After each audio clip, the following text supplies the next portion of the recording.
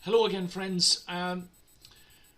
We're putting out this short video, and I will try and keep it very short, guys, but it's about something very, very important. Now, Gemma O'Doherty had very kindly invited us onto her live stream tonight to share this information with everyone. Unfortunately, connections were poor.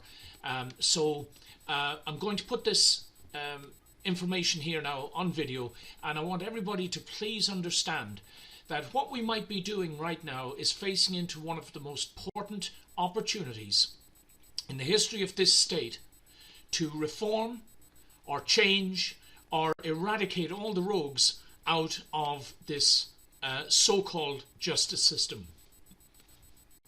So basically this is what's happening, guys.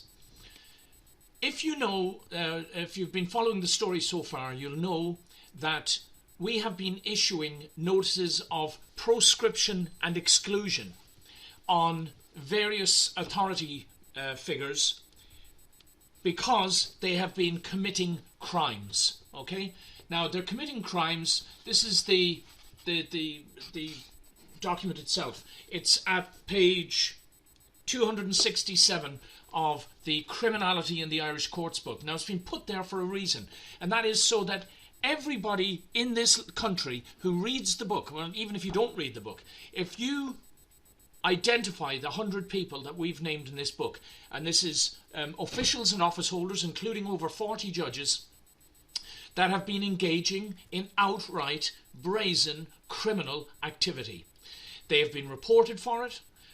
All of the procedures have been followed, complaints lodged with the courts, with the guards, with the ombudsman, with GSOC, well, whatever it might be. We've done it all repeatedly. We've been up to the Minister for Justice, we've been to President Higgins, we've been to the various Taoiseach and Ministers for Justice. We've even been up to the houses of the Oireachtas and lodged petitions and asking and begging, according to their own rules, mind you, that someone please does something about this rampant, endemic, systemic criminality and all of the corruption that surrounds it. Well, basically nobody's doing anything. So, as most people will be aware, I was lifted off the train coming from the Supreme Court about 3 years ago and accused of missing a court hearing which never existed. Next thing I knew, I was in Castlereagh prison for 2 months. Now, I then came back to the High Court and lodged a judicial review against that false imprisonment. Again, it's a bit of a story. If you are really interested, in the centre of the book, guys, there's a 12-page coverage of the story that was done by a German political magazine, and it's I think you'd find it very interesting reading. But the main point here, guys, is that something is happening now next week, and I want everybody to be alert to this because we are taking them on toe-to-toe now. We've had enough of this. This criminality has gotten completely out of hand, and they're not even pretending to mask the criminality at play now. So, to bring you all up to date, guys, the last time I was in the High Court was on March the 9th, and I'd gone there because the DPP and her agents, that's Claire Loftus and co., issued 2 orders out of the district court to force me to district court. And the orders were absolutely fraudulent because they contradicted a High Court order that had been issued by Justice Michael McGrath. Now, unfortunately, after he issued these orders stopping the proceedings in Belmullet, we found out that Justice McGrath was involved in fraud, contempt of his own court, perjury, attempting to interfere with the administration of justice, and so on. So he is in the book. He has had criminal complaints lodged against him, and there are applications still waiting up in the CCJ to have him prosecuted as a lay litigant. So in other words, I'm the prosecutor, he's the defendant, and we're still waiting for a date to get him in there to deal with the crimes he's committed. So anyway, the day before we were supposed to be up in Belmullet, we managed to get applications across the line in the High Court to basically put Claire Loftus from the DPP's office, the head of the DPP, Fiona Lydon, a circuit court judge, and Inspector Gerard McEntee, to put them all in jail for multiple attempts of contempt of the High Court. In that hearing on the 9th of March, Justice Charles Meenan tag-teamed with the barrister Gráinne O'Neill. And when I say tag-teamed, let's just say it was strikingly coincidental that they both made out to us, there was us and our supporters, that the law required Justice Meenan to follow a certain course of action. We were to discover later that what he was telling us was not exactly true. Actually, more succinctly, there are several instances where other judges up in the High Court have done exactly the opposite of what Meenan J was telling us. Also, we cannot find any actual law or rule that corresponds with what he told us, i.e. the law requires me, Mr. Manning, to tell you to take your matter back to Justice Michael McGrath. Now, this was very convenient for them because Michael McGrath has been proscribed and excluded. So we've put them all on notice. We're not dealing with that man, not until the crimes he's committed have been dealt with. And this is an amazingly powerful tactic, guys. But of course, it's only really going to work if more of us start doing it. So you've got 100 names already in the book there. Nobody in this country should be dealing with those people until their crimes are dealt with. It's as simple as that. Just refuse to engage with them. And sooner or later, something would have to be done about it.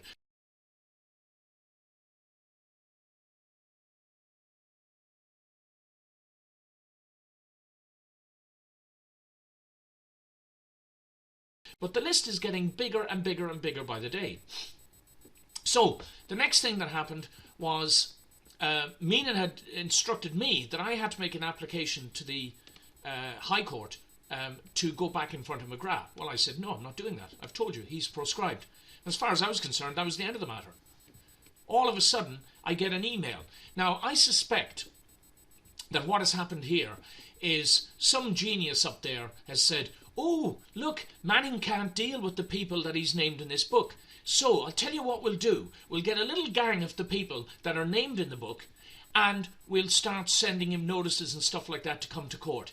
And because he's going to ignore them, because he can't deal with them because they've been proscribed, we can just go ahead on our merry way and make orders or directions or do whatever we want under the auspices and the pretense of following due process. I received an email from a registrar up in the High Court, one Pat Tracy. Now, unfortunately, Pat Tracy has also been proscribed and excluded. We also have criminal charges pending against him up at the CCJ. Why? Because, if you recall, when the Roscommon lads got jailed late last year, we wrote in to Justice Leonie Reynolds in the High Court, informing her that she was breaking the law in putting the boys in jail.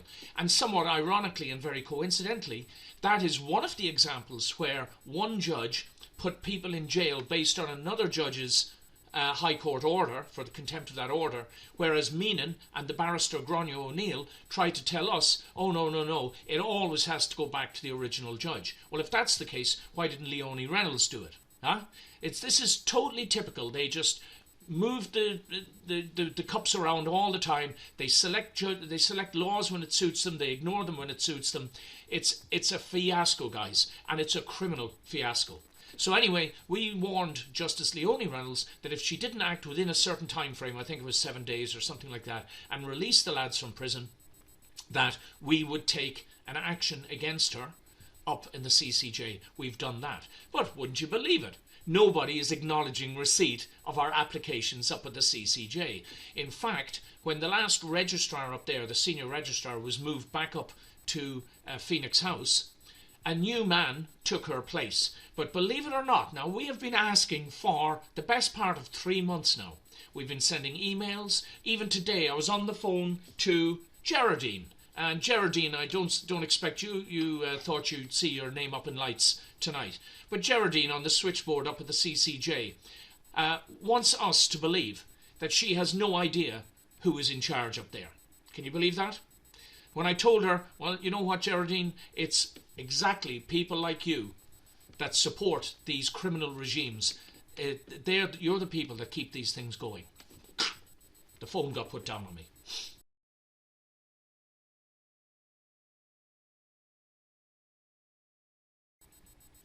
Anyway, back to the story. So we were notified by an email from this Patrick Tracy, but we didn't respond to it because he's been proscribed. So we refused to acknowledge or respond to him. But he simply told us, Judge Michael McGrath, is going ahead with your judicial review next Tuesday on the 11th. And we're going, but this is bizarre. You can't just go ahead with something without one of the parties making a request that you do so. So I haven't asked. It's my judicial review. I haven't asked for it to go ahead. The DPP's office didn't ask for it to go ahead. And all of a sudden, we now have a registrar who has been proscribed sending me an email basically telling me this thing is going ahead on the 11th, Tuesday the 11th, up in the High Court. So we sat back and thought about this for a while, and we completely ignored Mr. Tracy. Instead, what we did was we wrote directly to Frank Clark, because Frank Clark, the Chief Justice, is also the chair of the Court Service Board. He's also the head of the Judicial Council and of the Judicial Conduct Committee, that still hasn't sat nearly a year after it was inaugurated. So in all of those roles, we said to him, look, Frank, your man Tracy seems to think that he has a right and a privilege to communicate with us. He doesn't. He's been proscribed. So we're relying on you to let him know if he has anything to say to us, do it formally in writing, and get somebody to do it who is not already on this list that has been proscribed and excluded. We're still waiting to hear back from Frank, of course. So we'd also written back to Charles Meenan and told him what happened in the court and said, well, we've got a bit of a problem here, Judge Meenan, because you told us you were bound by the law. The trouble is we can't find that law, nor can anybody else. So did the barrister tell us that you were bound by this law. And then we went and did a bit more research, and we found out at least half a dozen of your esteemed colleagues were not bound by this law either. And so either they are all breaking a law that you have told us you're bound by, which nobody seems to be able to find, or somebody's telling us porkies again. And if someone's telling us porkies, that would be a criminal offence in a court of law, would it not?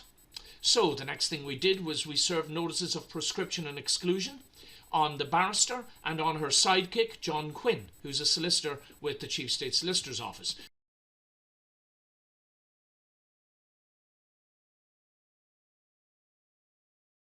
Not going to give him too much time here, but to cut a long story short, we asked them straightforward questions. They're refusing to answer, and they're clearly in the business of covering up for the fact not only that we were lied to in the High Court on the day, but also that two of the accused, which is Claire Loftus, the DPP, and Fiona Lydon, the judge of the Circuit Court, they didn't even bother to send any representation, and they did turn up. Now, there's another contempt by court. You see what it's all about, guys. 40 says all of us are equal under the law, but we're discovering, and for years now, that it's a massive, dirty, disgusting, perverse lie. The law is fine. It's the administrators of the law that are not. So we sat back and thought about the situation. The next thing we know, we get an email in from this John Quinn character. And he's pretending to be writing to the registrar and to the DPP's office as if they're not already colluding in this thing together. And he's saying, registrar, Mr. Manning made applications for attachment and committal, and it's only right that we use this and bring this to your attention so that they can be dealt with by Mr. McGrath according to Justice Meenan's directions. The registrar then writes back to Mr. Quinn and says, no, I'm not putting, meaning the registrar has decided he's going to put matters before McGrath that another High Court judge directed had to be put before, all right? So clearly, what they're up here is, again, tag team, pretending they're all carrying out official functions, but basically setting up an opportunity court for one of three things to happen, guys. And I want you to please pay attention here, okay? The first possibility is that they're hoping that we're going to stick rigidly to and we're not going to deal with these miscreants once they've been proscribed. In that case, they will have up in the High Court, they'll have themselves, they can do anything they bloody well want. Officials have turned up after having been served email notice be there, right? It's only nothing in the post, right?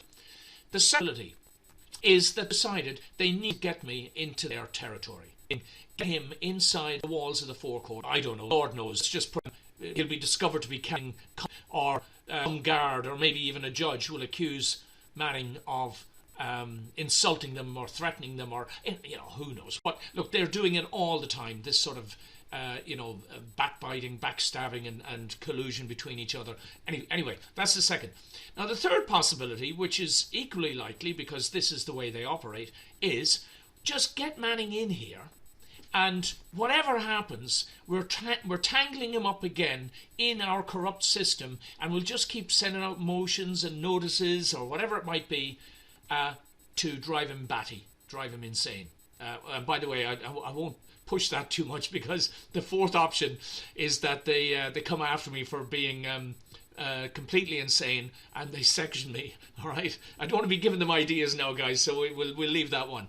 So we sat back and thought about it, and our first plan was to just turn up on the Tuesday, myself and a few colleagues, without letting them know, let them think that we weren't coming, and then march straight in and say, right, Justice Meaden told us we have to deal with these attachment and committal proceedings. So we're going to give you, Justice McGrath, limited jurisdiction. In other words, the only other time that we can deal with people who have been proscribed and excluded is in context of the crimes they've committed.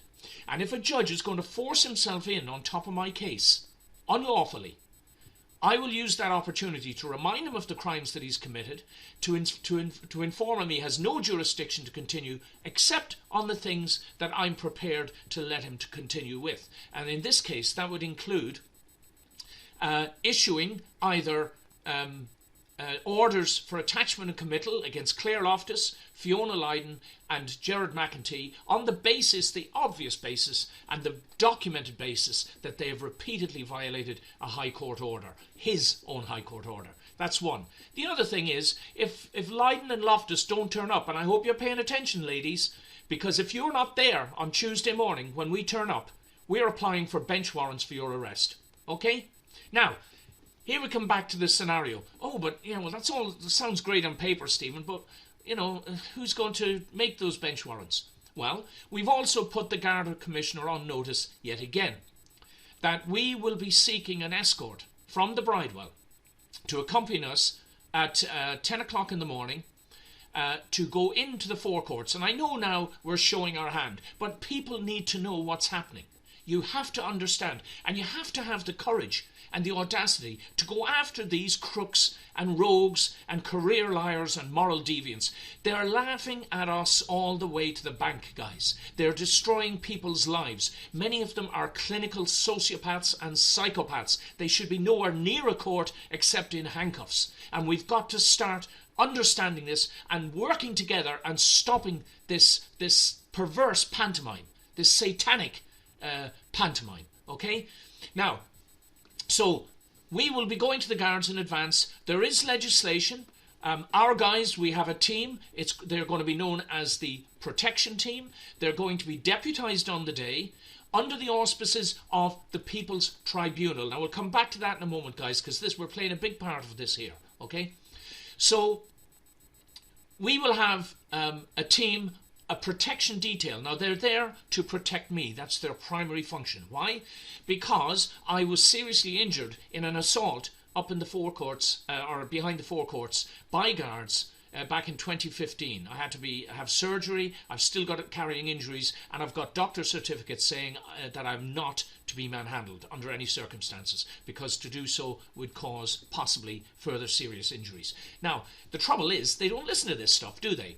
There have been a number of occasions since where I've been in the courts and I've literally asked for the protection of the court, only while I'm there doing my lawful business. I'm asking the judge to guarantee that I won't be assaulted, threatened, bullied, picked up, carried, or anything of that nature unlawfully by members of a Garda Síochána, as long as I'm not committing a crime. And on those rare occasions, I've either had judges get up and walk out, they've refused to answer, guards involved have refused to acknowledge that they're under their oath, all this sort of nonsense. I mean, it's just totally ridiculous. Like we said the other day, if you were to write a comic strip about this and lay out this story to an editor, he'd say, "Get out of here, you idiot." He said, "No one's going to believe this." So we have a protection detail there to protect me. And I want to make this very, very clear.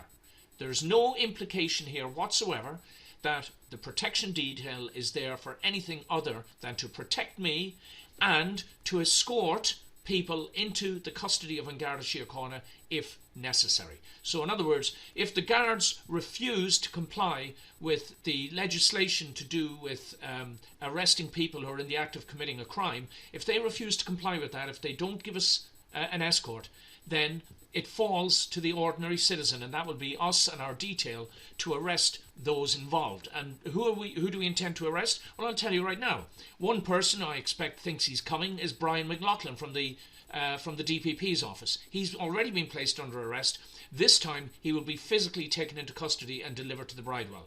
Another one, John Quinn, if he wants to turn up, he's going to get the same treatment. Gráinne O'Neill, barrister, if she turns up, she's getting the same treatment. And Michael McGrath, the High Court judge, if he attempts to commit any more criminal offences, we will have no obligation, if the guards do not take him into custody, but for us to do it ourselves.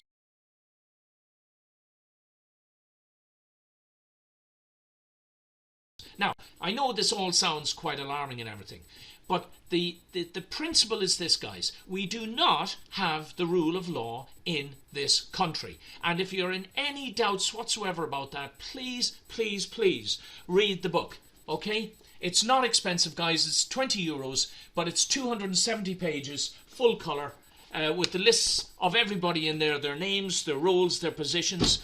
We've taken this all the way to the top and back down again. We've even been to the European courts. We're getting blocked. We're getting documents going missing. We've got the Justice Committee stonewalling us. The whole thing is bizarre and ridiculous. So, these geniuses thought that they were going to set up and ambush us. They were going to get us up there so as to drag us back into their diabolical dance. Well, this is going to backfire on them in a major, major way. Because I'm putting everybody on notice now that one of the applications we're going to be making on the day in the court, formally, so we're going to be putting in an application to the courts, that we are going to request that the High Court surrenders their jurisdiction to deal with my judicial review and transfers it over to the People's Tribunal of Ireland. Why? Because the People's Tribunal of Ireland has the authority now, because we've set it up according to the law and according to Article 38.3 of the Constitution, which briefly states that in the event that the ordinary courts prove to be unable or ineffective in the administration of justice, that special courts can be set up, and believe it or not, the special courts don't even have to have qualified judges in them. And we have that scenario up in the criminal courts of justice, where you have that criminal court sitting up there with 3 judges. They don't even have to be judges. They don't have to swear an oath. It's all very sinister and very suspicious and bizarre. But in these circumstances, we can use that to our own effect. So we're going to make a formal application that matters get transferred into the jurisdiction of the People's Tribunal of Ireland. Why? Because they are the only body that we are aware of in the state operating today, with the exception of the Integrity Ireland Commission, which is a lesser body. It's basically a jury of people, a sort of a grand jury, if you like, who are producing documents to help people in the courts. But those 2 institutions, plus of course the various pro-justice groups around the country, as far as we know, we are the only entities in this state that are actually operating according to the rule of law. So here's the deal, guys, to wrap this up. I know now that we've shown our hand. Frankly, I don't really care. You miscreants, Michael McGrath, Gráinne O'Neill, John Quinn, McLaughlin, Fiona Lydon, Claire Loftus, and any of your sidekicks up there, Gerard McEntee, you want to turn up in the court, we will see you there, okay? But this is not going to go the way that you planned, all right? And one by one, you're all going to get exposed. And as the people wake up and see the horror show that has been visited on us for the last year and a half, mainly through acts of deception and manipulations by a compromised mass media, there is going to be an awful lot of anger out there. And if I were in your shoes now, guys, and I say this with respect to those people in the agencies of the state who are actually trying to be honest and decent and do their jobs properly. Lord knows how you can possibly do that in an environment like this. But I'm saying this absolutely. From this point forwards, every step of the way, you are going to be charged, you're going to be reported, you're going to be exposed, and we are going to refuse absolutely to have any official dealings with anyone who is proven to have committed criminal offences whilst acting in their roles as agents of the state. So anybody who'd like to come along, if you can do it, don't risk getting yourselves in any difficulties. If you want to be part of the protection detail, please contact me either on the WhatsApp or maybe perhaps even on Facebook after this has gone up. Now, obviously, I have to reserve the right to only deputise people. Well, it's not me that's deputising them; it's the Council of the People's Tribunal. But it can only be people, of course, that we know and who you will all have to swear to abide by the terms of the operation on the day. Okay. Finally, to the guards, listen. If any other geniuses up there decide that it would be a bright idea to bring in a cohort of the heavy squad, I'm going to put it out there right now so that you all know. We are going to absolutely stick by the letter of the law. If any group of guards or officers of the court or any other similar such gentlemen make any effort to harass, intimidate, or otherwise cause a furore or to try and create an incident, we will walk away as a unit on the grounds that we will not participate in criminal activity. Hope to see some support, guys, up there on Tuesday. 10 o'clock at the Lewis behind the forecourts, where we will go into the Bridewell station to collect, hopefully, our Garda escort. Thanks again for watching, guys. One by one together, we can make a difference.